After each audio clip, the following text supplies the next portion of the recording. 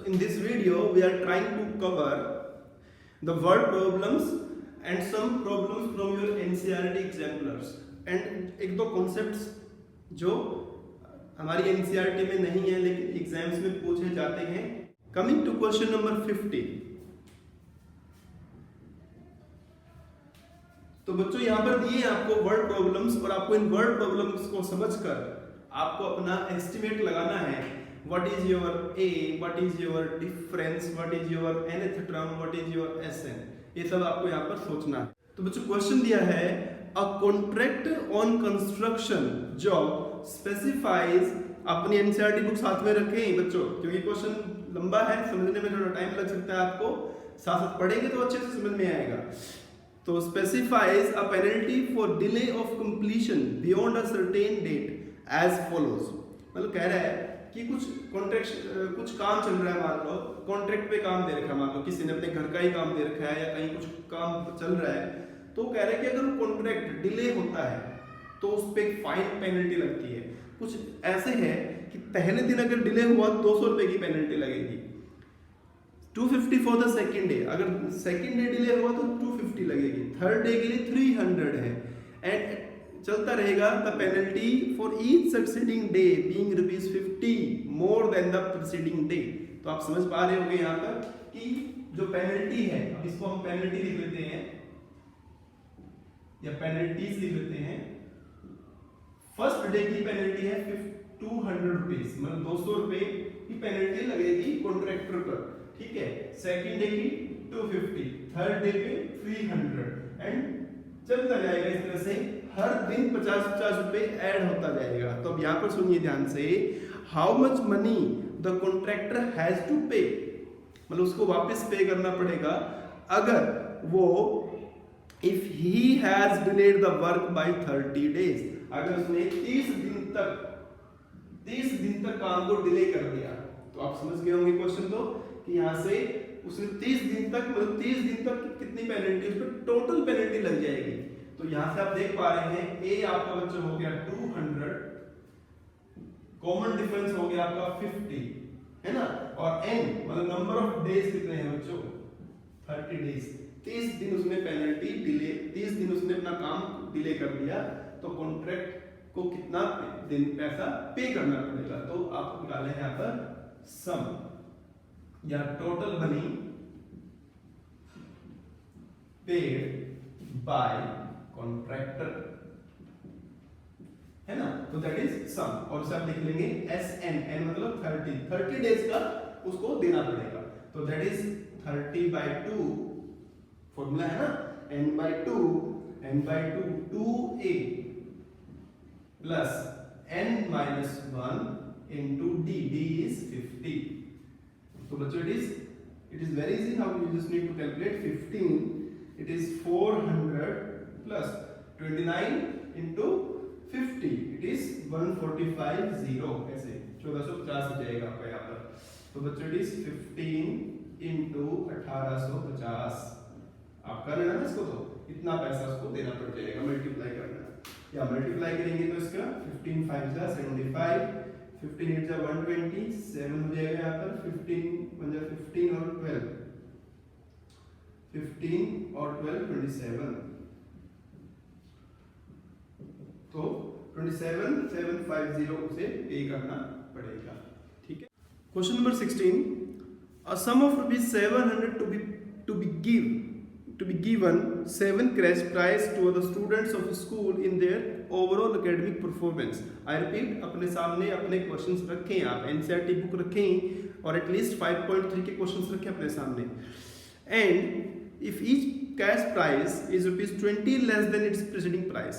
तो बच्चों यहाँ पर क्या हो रहा है कि एक स्कूल क्या कर रहा है, प्राइस दे रहा है, ठीक है, अपने बच्चों को.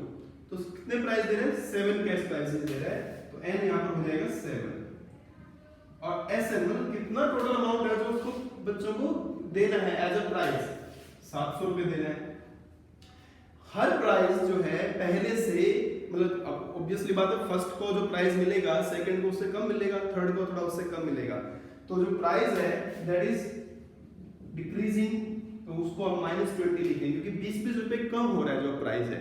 ठीक है बच्चों, एक बार एग्जाम में आ चुका है ये वाला क्वेश्चन आपके सीबीएसई में। तो आपको बताना है कि what is the first price. तो आपको ए फाइंड करना है और मैं आपके लिए छोड़ रहा हूं बच्चों इस क्वेश्चन को। जस्ट आपको एसएन दिया है, एन दिया है, डी दिया है, just find A. Please solve करें, आंसर लिखें इसका। नेक्स्ट क्वेश्चन, ये बहुत बड़ा क्वेश्चन देखिए बच्चों ध्यान से। A spiral is made up of successive semicircle। ये बहुत बड़ा क्वेश्चन है, देखो मैं थोड़ा इसका समझाता हूँ आपको। एक स्पाइरल बनाना है आपको, ठीक है ना, और देखो बुक में हिंट भी दे रखी है उसको बनाने के लिए। तो एक स्पाइरल बनाना है कि जैसे आपके पास दिया है यहाँ पर एक पॉइंट है ए और एक पॉइंट है बी, ठीक है। तो एक बार आप क्या करेंगे, यहाँ पर जो पॉइंट ए दिया है इसे सेंटर मानकर और बी ए बी को रेडियस मानकर एक बनाएंगे सेमीसर्कल, ठीक है। स्पाइरल मतलब घूमता रहेगा ये। तो अभी क्या होगा, जैसे ए बी एक सेमीसर्कल बन गया, आपका ए बी एक सेमीसर्कल बन गया। अब आप यहाँ पर जो पॉइंट आया ये वाला सेमीसर्कल बनाया ना, अब आप इस पॉइंट को कुछ भी पॉइंट लेकर इस इतने को रेडियस मानकर एक नया सेमीसर्कल बनाओगे, ठीक है। ठीक है, आपने क्या करा, पहले ए को रेडियस लिया और एक सेमीसर्कल बना दिया, फिर अब बी को सेंटर लेकर और इसको रेडियस लेकर फिर एक नया सेमीसर्कल बना दिया। अब वापस क्या करना है, ए को फिर सेंटर मानना है और एक नया सेमीसर्कल बनाना है, फिर ऐसे बी को सेंटर मानना है और एक नया सेमीसर्कल बनाना है। और बच्चों इट कीप्स गोइंग ऑन, चलता रहेगा, घूमता रहेगा। बुक में देखो दे रखा, आपको हिंट दे रखा है। समझने की बात यहाँ पर ये है कि the starting with centre at A of radii 0.5 centimetre, मतलब तो ये वाली रेडियस थी आपकी पहली रेडियस, नाम देते हैं R1, 0.5 सेंटीमीटर रेडियस थी। फिर जब आप बी पे सेंटर रखेंगे तो ये बढ़कर आपकी हो गई 1 सेंटीमीटर, मतलब कि 0.5 और उसने आगे बढ़ा दिया। फिर ये आगे बढ़ती चलती गई, नेक्स्ट रेडियस बनी आपकी 1.5 सेंटीमीटर और नेक्स्ट बनी 2 सेंटीमीटर एंड सो। तो these are your radii of these semicircles, ठीक है। अब कह रहा है what is the total length of such a spiral made up of 13th consecutive semicircle। तो पहले आप क्या करो, R13 कैलकुलेट कर लो, जो रेडियस नंबर 13 आपकी बनेगी। तो रेडियस नंबर 13 बनाने के लिए आप क्या करेंगे, R13 मतलब first R1 plus 13 minus 1 into D, मतलब इसे हमने A1 बोल दिया, फर्स्ट रेडियस इज R1, तो that is 0.5 plus it is 12 and what is your D. अब यहाँ से डी देख पा रहे हैं, वेरी गुड, इट इज 0.5, तो 0.5 प्लस 6 इट इज 6.5 सेंटीमीटर। तो this is your radii, this is your radius of 13th spiral, जो 13th स्पाइरल बनेगा, ठीक है ना। तो ये आपकी सभी रेडियस बन गई। बट यहाँ पर कुछ और बात पूछ रहा है, यहाँ पर पूछ रहा है टोटल लेंथ बच्चों मतलब सर्कमफ्रेंस की बात कर रहा है। तो सर्कमफ्रेंस आपको पता है इसका फॉर्मूला होता है सेमी सर्कल के लिए, सर्कमफ्रेंस का formula that is 2 pi r divide by 2, है ना भाई। 2 पाई r तो सर्कल के लिए होता है और ये तो सेमी सर्कल है, तो 2 से डिवाइड करके मैंने पाई r लिख दिया, डायरेक्ट ना लिख कर, ठीक है। तो इट इज पाई r, तो ये पाई r हुआ। तो जो पहली सर्कमफ्रेंस बनी उसे मैंने c1 का नाम दे दिया मान लो, तो c1 कितना हो जाएगा, पाई 0.5, ऐसे 2 का पाई इंटू 1, है ना। ऐसे ही करते करते जो 13 सेमी सर्कल बनेगा आपका तो हो जाएगा पाई इंटू 6.5, मतलब 6.5 सेंटीमीटर। आपको टोटल लेंथ फाइंड करनी है, मतलब अब आपको क्या करना है, मैं यहाँ कर देता हूँ स्पेस में, S13 फाइंड करना है। तो 13/2 a प्लस a13 आप कर सकते हैं, ठीक है। तो 13/2 व्हाट इज योर a, मतलब फर्स्ट सर्कमफ्रेंस कितनी है आपकी 0.5 पाई और लास्ट सर्कमफ्रेंस कितनी है 6.5 पाई। तो बच्चों it is 13/2, it is your 7 पाई, तो 91 pi by 2 is the total length. 91 pi by 2 is the total length of that spiral. I hope it is very much clear to you. ठीक है, एक 17 number है, मैंने आपके लिए छोड़ा है, बड़ा आसान सा, ट्राई कर लेना उसे।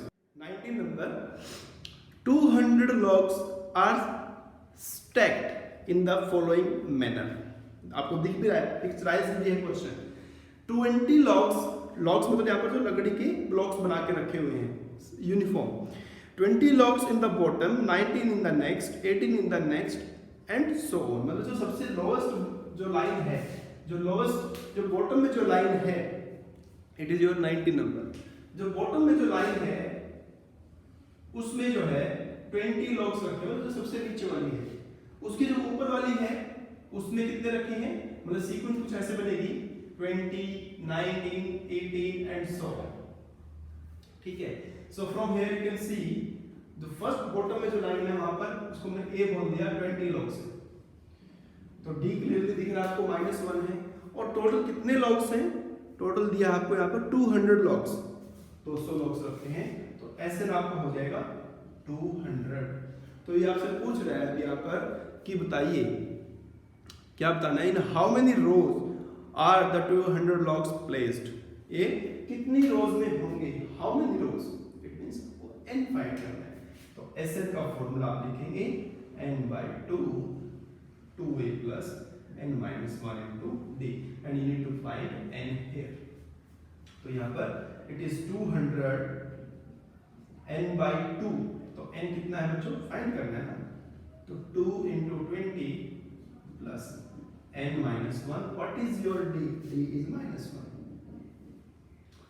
तो आप इस 2 को इधर ले आइए, 400, ये 40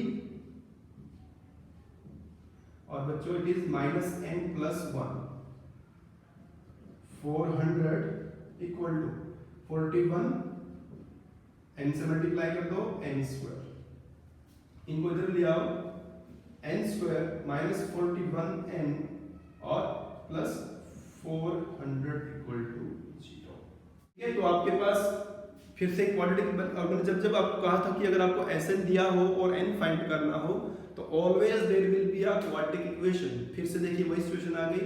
अभी मैंने आपको एक क्वेश्चन करवाया था जिसमें हमने n को फाइंड किया था पिछली वीडियो में क्वाड्रेटिक फॉर्मूले से। चाहे तो आप इसे भी कर सकते हैं, फैक्टराइज भी कर सकते हैं, आपकी मर्जी है। तो फैक्टराइज करें, अगर आप यहाँ देखेंगे तो फैक्टराइज मैंने आपको अच्छे से समझा रखा है कि क्या करेंगे, इन दोनों की मल्टीप्लाई कितनी होगी, 400। फिर एक बार देखिए हाउ टू फैक्टराइज, तो आपकी मल्टीप्लाई यहाँ पर कितनी हो रही है, 400 हो रही है मल्टीप्लाई, और आपके पास यहाँ पर है 41n। ठीक है, ये वाला -41 है, तो इसको स्प्लिट करना है आपको। अब आपको ढूंढना है दो नंबर्स जिनकी मल्टीप्लिकेशन 400 होगी, तो आप उसको 400 के प्राइम फैक्टर्स करके ढूंढ सकते हैं। तो मैं लिख रहा हूँ आपके सामने यहाँ पर 25 और 16, क्योंकि इन दोनों का जो सम है दैट इज 41। दोनों की मल्टीप्लाई करेंगे, n लगा दीजिए, मल्टीप्लाई करेंगे, देखिए 16 की 5 से 80, 2 से करेंगे 32 प्लस 8 400 हो जाएगी। और बच्चों क्योंकि यहाँ पर नेगेटिव है तो बताया गया था, और दोनों वैल्यू छोटी है तो ये दोनों क्या क्या नेगेटिव लगा दोगे। तो जब इसको यहाँ पर रखोगे you will find that n equals to 15 and n equals to 16 and n equals to 25। Now here are two answers, आपको दो आंसर हैं और दोनों ही पॉजिटिव हैं आपके आंसर्स, तो आपको दोनों को एक्सप्लेन करना पड़ेगा यहाँ पर कि दोनों में से कौन सा लेंगे आपको, and you need to write reason कि दोनों लेंगे या एक लेंगे, और दूसरा जो नहीं लेंगे क्यों नहीं लेंगे। तो आप देखिए अगर आप अपना n16 ले लेते हैं, या चलो पहले बड़ा लेते हैं, n अगर 25 लेते हैं, मतलब 25 रो बना दिया आपने वहां पर, तो जब 25 रो बना दोगे आप वहां पर, तो 25th रो में भी तो कुछ ना कुछ ब्लॉक्स होंगे ना उसके, तो आप फिर क्या करेंगे, 25th रो में चेक करेंगे कितने वहां पर ब्लॉक्स हैं।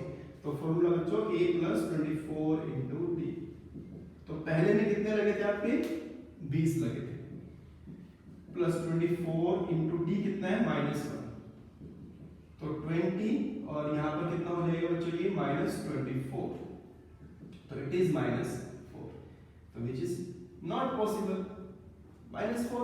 -4 ब्लॉक्स कैसे लगाओगे आप उसके अंदर, तो this is not your correct answer, मतलब आपका n जो है 25 नहीं हो सकता, ठीक है ना। तो फिर क्या होगा, 16 ही होगा।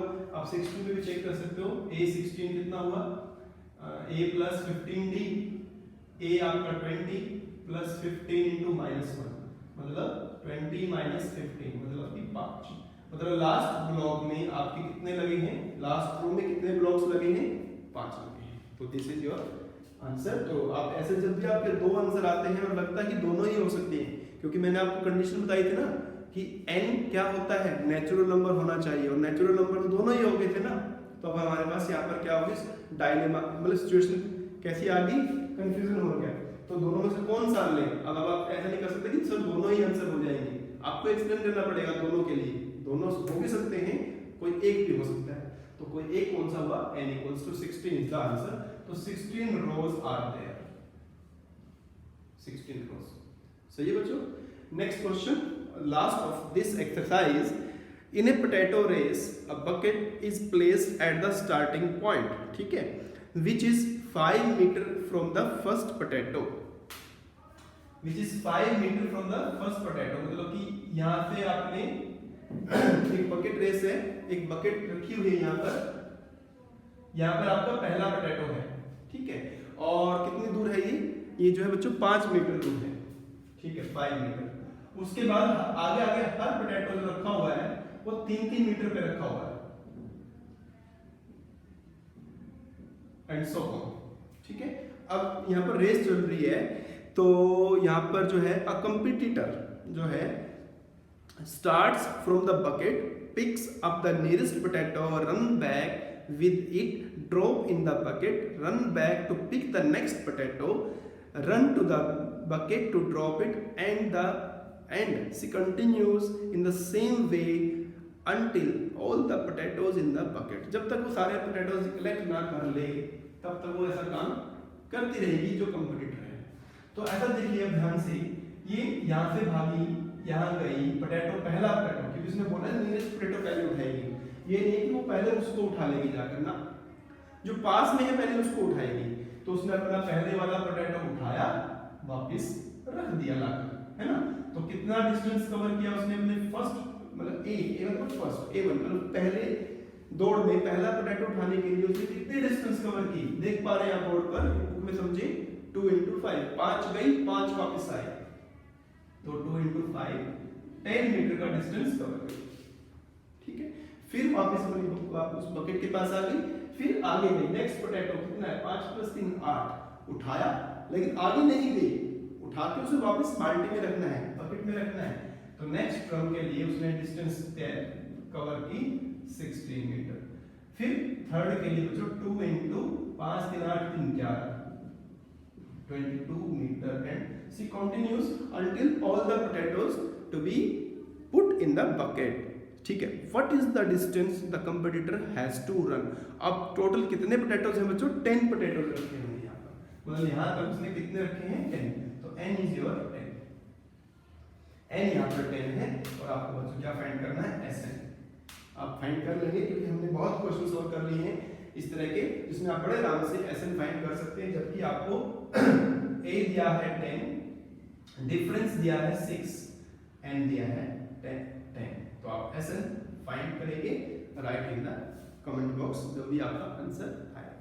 कोई भी डिफिकल्टी है इस एक्सरसाइज से रिलेटेड आप मुझे कमेंट बॉक्स में जरूर लिखें, ठीक है। अभी एक वीडियो में अब हम क्या करेंगे, कुछ क्वेश्चंस करते हैं जो कि एनसीईआरटी में नहीं है, बट आपके सीबीएसई एग्जाम्स में अभी पिछले 3-4 सालों में आए हुए हैं, और these are very very good questions, बाहर से नहीं है, एनसीईआरटी एग्जाम्पलर से ही है।